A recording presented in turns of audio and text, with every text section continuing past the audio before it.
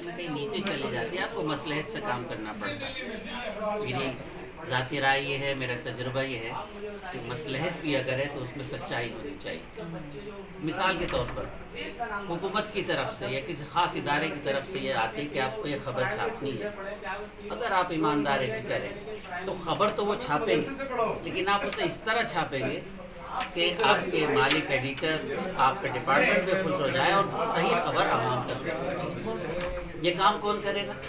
یہ وہ کرے گا جس کا جرنلزم میں، صحافت میں تجربہ ہوگا. سر بات اگر اردو کی جائے تو اردو کا رونا ہر اسٹیج سے یہ آواز آتی ہے اردو کے تعلق سے، لیکن یہ بات صرف اسٹیج تک ہی رہ جاتی ہے، عملی زندگی میں اس کا کوئی رول نہیں ہو پاتا. سر کیا کہنا چاہیں گے آپ نے یہ سوال مجھ سے بہت اچھا کیا اور مجھے خوشی ہوگی یہ جواب دیتے ہوئے کہ جب میں 3 سال تک دلی اردو اکیڈمی کا چیئرمین رہا تو میں نے وہ کام کیے جو گزشتہ 20 سالوں میں نہیں. مثال کے طور پر شاعری کی بات نہیں کر رہا ہوں، شاعروں کی بات نہیں کر رہا ہوں، صحافت کی بات کر رہا ہوں. صحافت پر میں نے سیمینار کرایا اور مولانا باقر پر 3 روزہ نیشنل سیمینار کرایا. تو مولانا باقر پہلے اردو کے شہید تھے جنہیں دلی گیٹ پر پھانسی پر چڑھا دیا گیا. اس زمانے میں نے کیجریوال جی سے بات بھی کی تھی اور پرانی دلی میں ایک مولانا باقر روڈ کا اہتمام بھی ہو گیا تھا، لیکن خیر اس کے بعد میرا ٹرم ختم ہو گیا، وہ نہیں ہو سکا.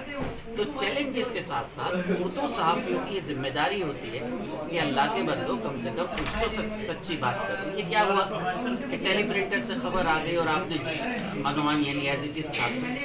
میں آپ کو بتاؤں کہ سن 85 میں قومی آواز اور ملاپ کا نمائندہ دیوبند میں تھا.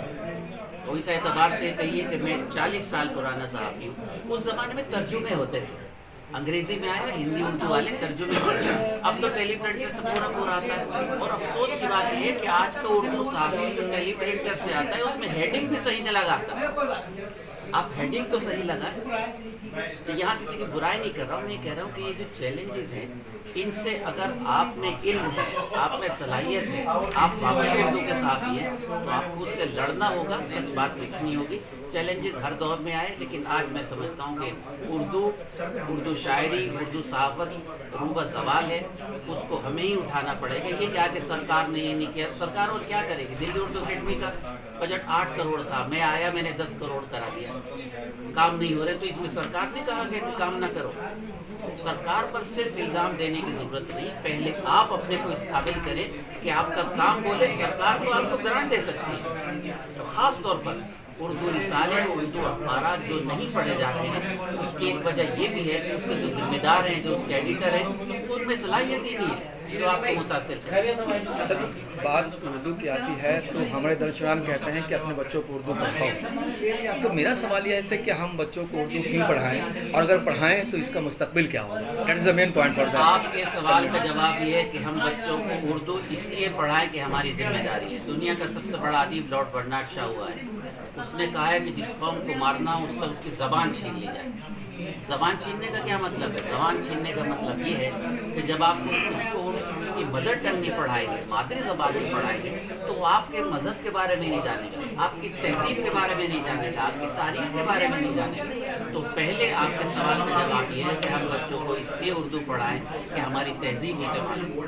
دوسرا جواب یہ ہے کہ ہم بچے کو اردو پڑھائیں کہ اس کو معلوم ہو کہ اس کے ابا، اس کے فادر اردو کے شاعر ہیں. تیسرے سوال کا جواب یہ ہے کہ ہم بچے کو اس لیے اردو پڑھائیں کہ وہ آنے والی نسلوں کو اردو بتائے، اردو پڑھائے، اردو سکھائے، اور یہ پیغام آگے جائے کہ سخن میرا جو ہر سو بولتا ہے، میرے الفاظ میں تو بولتا ہے، ذرا میں زیر ہو جاتا ہے دشمن، وہ اس لہجے میں اردو بولتا ہے، اور مجھے محفوظ لگتا ہے میرا گھر، میرا بچہ جب اردو بولتا ہے. ایک سوال سر، آخر سوال یہ کہ جو کچھ آپ نے کہا ان سے یہ وضاحت ہوتا ہے کہ پارٹیکولر یہ زبان جو ہے وہ مسلم کمیونٹی کے لیے ہے. جو کچھ آپ نے کہا تو کیا یہ مان لیجیے کہ اس زبان سے مسلم کمیونٹی کے لیے؟ مسلمان سے کوئی مطلب ہی نہیں زبان.